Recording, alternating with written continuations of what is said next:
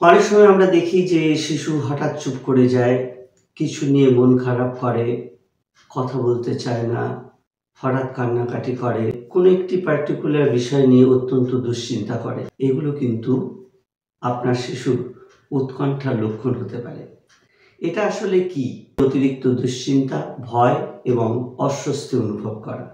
এই ভয় কোনো নির্দিষ্ট বিষয়ের প্রতি নয় বা নির্দিষ্ট কারণে নয়, কোনো এক অজানা কারণে তার এই ধরনের অ্যাংজাইটি আসে বা এই ধরনের উৎকণ্ঠা আসে।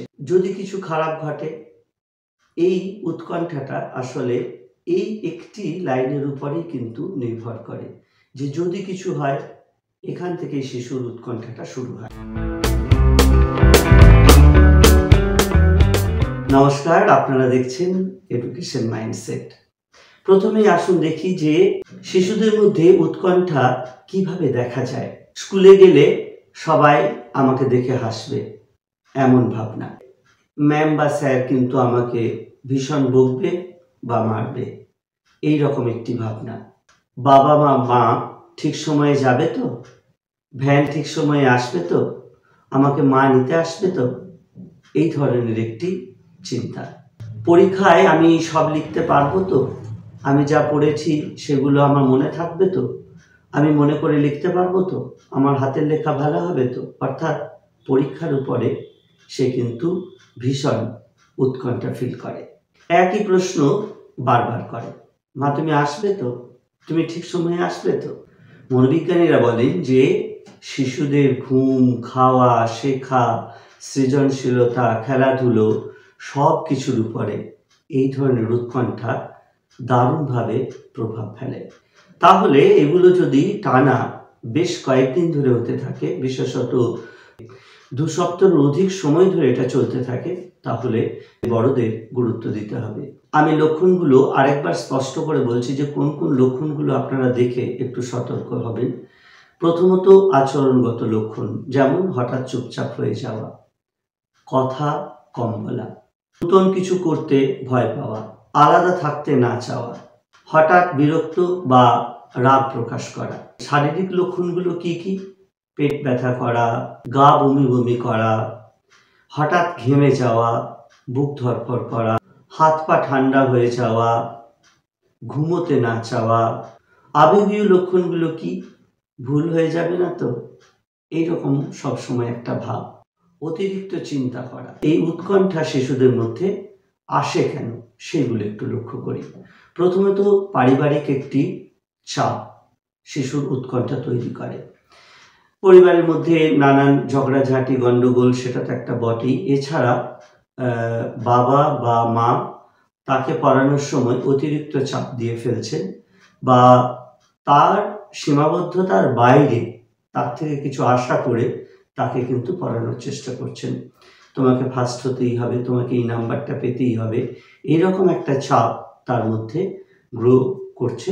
অর্থাৎ তার মধ্যে এরকম একটা চাপ পড়ছে বলে সে কিন্তু এই উৎকণ্ঠার মধ্যে চলে যাচ্ছে। অতীত অভিজ্ঞতাটাও কিন্তু উৎকণ্ঠার সৃষ্টি করে। স্কুলে কোনো সময় বকা খেয়েছে বা কোনো একটি বিষয়ে বাবা মায়ের কাছে বকা খেয়েছে, সেগুলো সেই অতীত অভিজ্ঞতা তাকে তাড়া করে বেড়ায়। এখন সেই ধরনের কোনো সিচুয়েশন এলেই সে কিন্তু সেইটা মনে করে এবং উৎকণ্ঠিত হতে শুরু করে, অর্থাৎ উৎকণ্ঠা তার উপর চেপে বসে। কিছু শিশুর ব্যক্তিত্ব এরকম খুব স্বাভাবিক একটি সংবেদনশীল তার প্রকৃতিটি হয়, অর্থাৎ তার চরিত্রগতভাবেই কিন্তু সে হঠাৎ সেই উৎকণ্ঠা ফিল করে।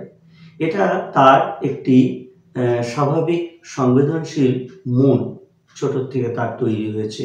এটা কিন্তু আলাদা কিছু নয়, এটা কোনো কোনো শিশুর হতে পারে। নিরাপত্তার উদ্বিগ্নতাও একটি উৎকণ্ঠার কারণ। সে যদি কোনো না কোনো সময় এটা বোঝে যে সে নিরাপদ নয়, তাহলে কিন্তু তার উৎকণ্ঠা আসতে পারে। এখন বাবা মা হিসাবে আমাদের করণীয়গুলি কি সেগুলো একটু আলোচনা করে নিই। শিশুর কথা শুনুন, শিশুর সাথে কথা বলুন। সে তার যে আচরণ হঠাৎ করে পরিবর্তিত হয়ে যাচ্ছে, এটা গভীরভাবে আপনি গুরুত্ব দিন এবং বোঝার চেষ্টা করুন যে সমস্যাটা আসলে কোথায়, এবং সেই মতো তার সাথে কথা বলুন এবং দুশ্চিন্তা থেকে বার করে আনার চেষ্টা করুন। একটা রুটিন ঠিক করুন। ঠিক সময়ে খেলা, ঠিক সময়ে পড়া, ঠিক সময়ে স্কুলে যাওয়া, ঠিক সময়ে খাওয়া, হতে পারে কিছুটা ঠিক সময়ে টিভি দেখা। এই সবটা একটা রুটিনের মধ্যে তাকে নিয়ে আসুন। আসলে বিশৃঙ্খল জীবন আমাদের শিশুদের উপরেও ভীষণভাবে প্রভাব ফেলছে, যেটা আমরা বড়রা হয়তো সবসময় বুঝতে পারছি না। আপনাদের অনুরোধ করব যে আপনারাও একটি রুটিন ফলো করুন এবং শিশুকেও রুটিনের মধ্যে আনুন, যাতে সে সবগুলো একটা রুটিন মেনে করার চেষ্টা করে। নেতিবাচক ভাবনাগুলি বদলান। কোনো রকম শিশুর সামনে নেতিবাচক কথা বলবেন না, যা বলবে নেতিবাচক কথা বলুন। নেতিবাচক কথা শিশু মনকে অনেক প্রভাবিত করে এবং সে কিন্তু উৎকণ্ঠার মধ্যে যেতে পারে। তুলনা করবেন না অন্যান্য শিশুদের সাথে। সে তুলনা করলে সে মনের মধ্যে নানান ধরনের অ্যাংজাইটি ফিল করতে পারে, নানান ধরনের টেনশন ফিল করতে পারে এবং সেখান থেকে তার উৎকণ্ঠা আসতে পারে। যে স্ক্রিন টাইমটা আপনারা কন্ট্রোল করুন, সে যাতে অতিরিক্ত মোবাইল না দেখে, অতিরিক্ত টিভি না দেখে, সেই বিষয়টা খেয়াল রাখুন। কারণ এগুলো থেকেও কিন্তু উৎকণ্ঠা আসতে পারে। শিশুর উৎকণ্ঠা কোনো দুষ্টুমি নয়, কোনো খামখেয়ালিপনা নয়। এটা মনোবিজ্ঞানীদের ভাষায় এক ধরনের ইমোশনাল ডিস্ট্রেস। সঠিক বোঝাপড়া, ধৈর্য আর ভালোবাসা পেলে শিশুর সব ধরনের উৎকণ্ঠা দূর হতে পারে। আপনার শিশুর মধ্যে কি এই ধরনের কোনো লক্ষণ দেখতে পেয়েছেন? জানান মন্তব্যে। আপনার সাথে আমি মতের বিনিময় করি, যাতে আরও মানুষ জানতে পারে, বুঝতে পারে। সবাই ভালো থাকুন, আপনার সন্তান ভালো থাকুক। আজ এই পর্যন্তই। নমস্কার।